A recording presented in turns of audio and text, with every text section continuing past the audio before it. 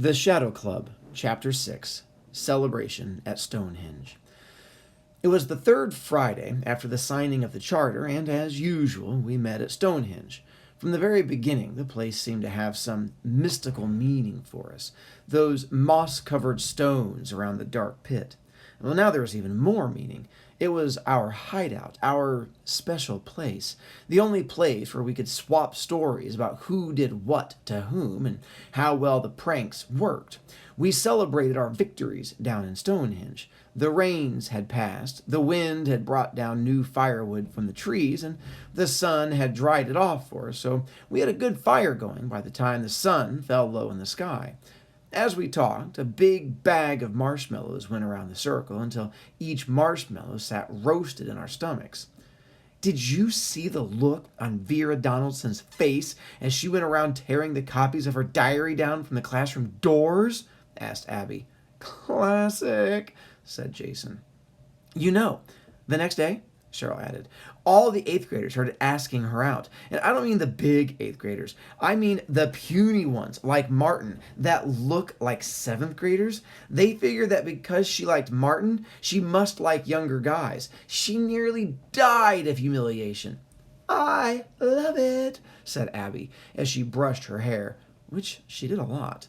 Wait, said Darren. If you want to talk about the look on someone's face, how about the second Austin realized there was a spider on his head?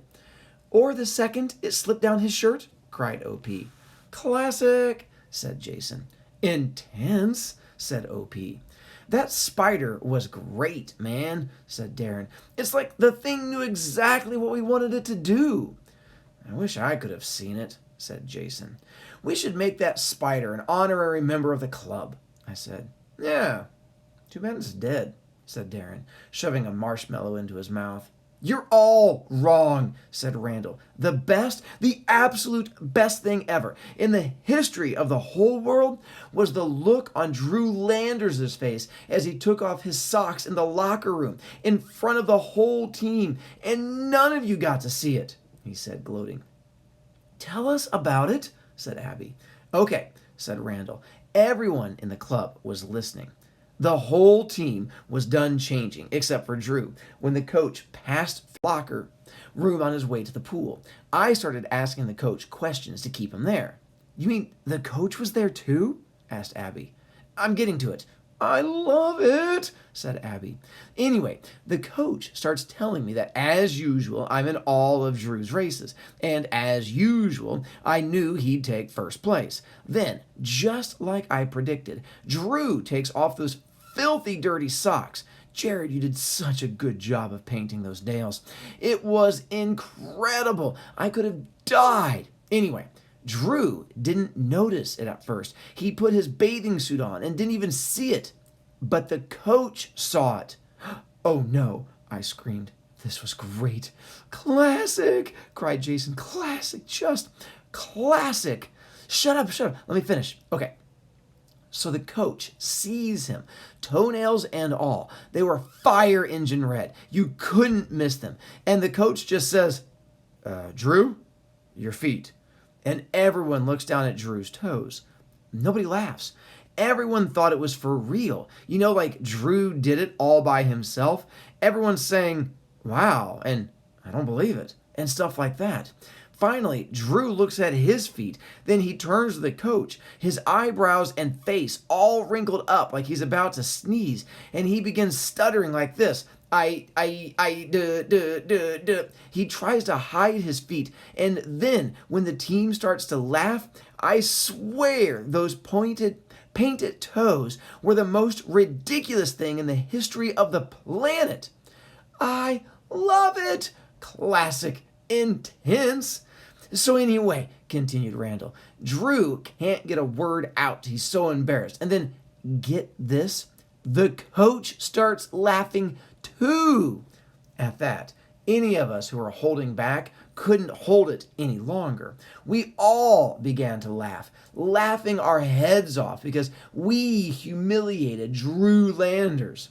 Kind of sick, huh? When Randall regained control of his laughter, he finished the story. "This is the best part," said Randall. "While we all sat there, laughing at those stupid red toes, Drew Landers, Mr. Macho Swimmer himself, began to cry." "Yeah!" screamed Darren. "Revenge!" "We all got our revenge," said Cheryl. "And the more they humiliate us, the more revenge we're going to get." Everybody agreed. Even OP. Shy OP was all smiles there at the campfire. It seemed that beneath that quiet, brainy exterior lurked a kid just like the rest of us who just loved every minute of our little pranks. "Hey, everybody," said OP. "I'd like to read something to you." All eyes turned to hers. She pulled out a piece of paper. As you know, David Berger, Jason's mortal enemy, had green slime mysteriously loaded into his trumpet. Everybody chuckled. "Well," she continued, "I would like to read you this small poem that came out in the high school paper this week. Not junior high school, but high school." "We made the big time," I said. "Listen to this." She unfolded the newspaper clipping and then began reading.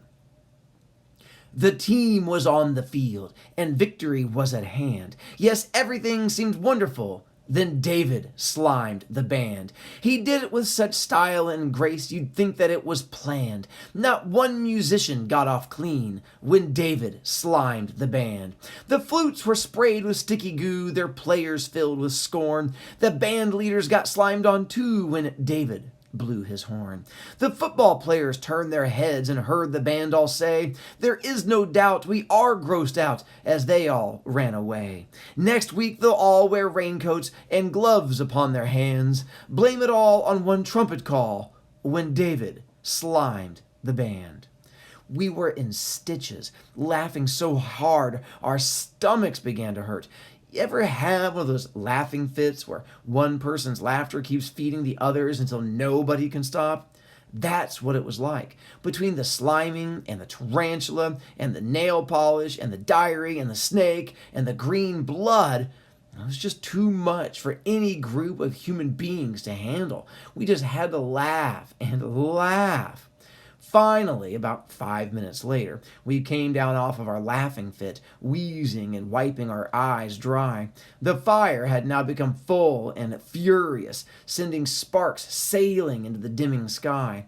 We all relaxed, and I found that somehow, during the laughing fit, I had ended up leaning back, my head resting comfortably in Cheryl's lap. I looked up at her. She smiled at me. She was playing with my hair. The strangest thing about it was that I did not feel uncomfortable at all. "This is classic," said Jason, and although he said that quite a lot, we knew exactly what he meant. Even though most of us had barely known each other 3 weeks ago, right now, at this one moment in time, we would all agree that we were the best friends in the world. I looked up at Cheryl, whose hair was dangling just an inch above my nose, and smiled. And that's when I heard it. We all heard it. I snapped up out of Cheryl's lap, and we all turned our heads to listen. "What was that?" asked Randall. "Shh," Cheryl said. We all listened, and then heard it again. The scraping of branches, the crunching of leaves. Something was out there, just above the pit, on the other side of Stonehenge. We were all thinking the same thing. No one ever saw any bears in those woods, but Ralphie Sherman swore that once Bigfoot came up to him and then ran away. Of course, Ralphie Sherman also swore that he was picked up by one-eyed aliens, taken to a distant galaxy, and returned in time for evening television, so no one much trusted Ralphie Sherman.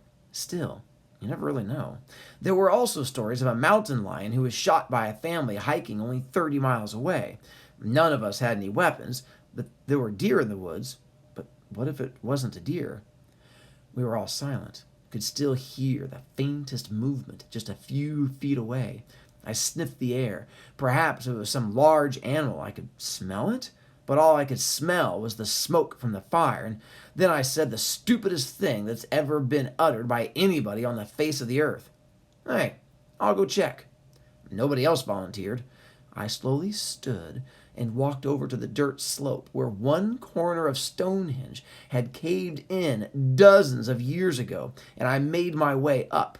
Now, on the other side of Stonehenge, I was all alone, and for all I knew, this could have been the end of my life. Still, I forced myself on, because waiting there in the middle like a sitting duck wouldn't do any of us any good. I walked around Stonehenge, and I heard it again. Moving branches. There was no mistaking it. Something was up here, just around the corner of the old stone foundation. My heart began to beat faster. If I could just get a glimpse of it before it saw me, I'd be all right. If it were a deer, then fine. I would go back down, case closed. If it were something worse, I could warn everyone and we could scatter. We'd have better chances that way. Of course, if we scattered, the thing would probably go after me first, since I was right there, but I wasn't about to start thinking things like that. I neared the stone corner and slowly peered around. Trees, more trees came into view until I saw something at the far end turning a corner. It wasn't a deer, it wasn't Bigfoot, it was a kid. I saw his back and feet as he turned the corner, but did not see his face. Whoever it was had been watching us and had heard our secrets, knew exactly what we had done and what was going on. If someone knew, then our whole club could be destroyed. I was not about to allow that. Everybody, hurry up here. Some kid's been watching us. Everyone stood and raced up and out of Stonehenge. This way, I yelled. I rounded the next corner and saw him again, this time disappearing into the woods. He was trying to get away, the little spy. Is there only one of them? Asked Cheryl. I think so.